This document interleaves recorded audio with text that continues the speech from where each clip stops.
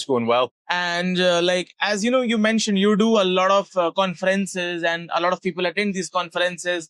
How do you think it reflects your personal brand, or how does personal brand leverage you make money? So one thing that I would say is as soon as you're on stage, people just trust you that bit more. Because obviously to be a speaker, you need to have something special about you or valuable about you. So like, for example, I remember the reason why I first got on to speaking is because I had a lot of test data. I knew that what works, what actually works and what doesn't work. And there wasn't really people split testing to the levels that I was. So I think if you've got that data behind you, that can definitely work. Like, for example, we had guys like Jason Hennessy on stage, and obviously he's just sold for 50 million. Yeah.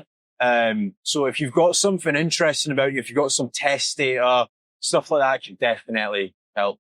Okay. And like, do you think other than just your products that you build around your personal brand, somebody, like, I was posting so many stories, somebody like literally asked me, do these organizers make money out of these events, or it's just personal brand that they're building? So one thing that I would say is, remember how I said, if you're on stage, you just get more trust. As soon as a brand, like a sponsored brand, is alongside the masterminders or it's alongside me, people say, oh, well, Kazra must have vetted these guys, and it is actually true. So from an ROI point of view, all of the sponsors have said, yeah, an amazing event. Like, they've already come back saying, like, we want to sponsor next year as well. All of them. So there is definitely ROI. There's the conversations that these guys get as well.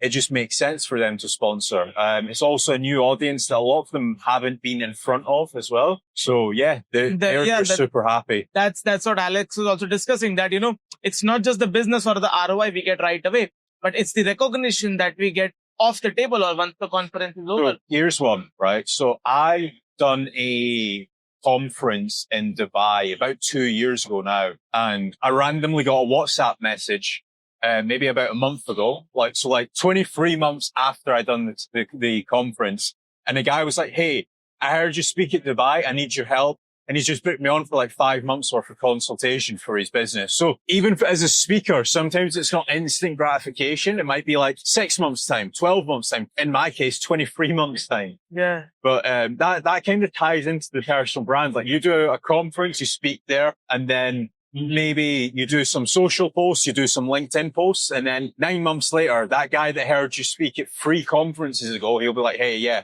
I need to speak to you. Okay.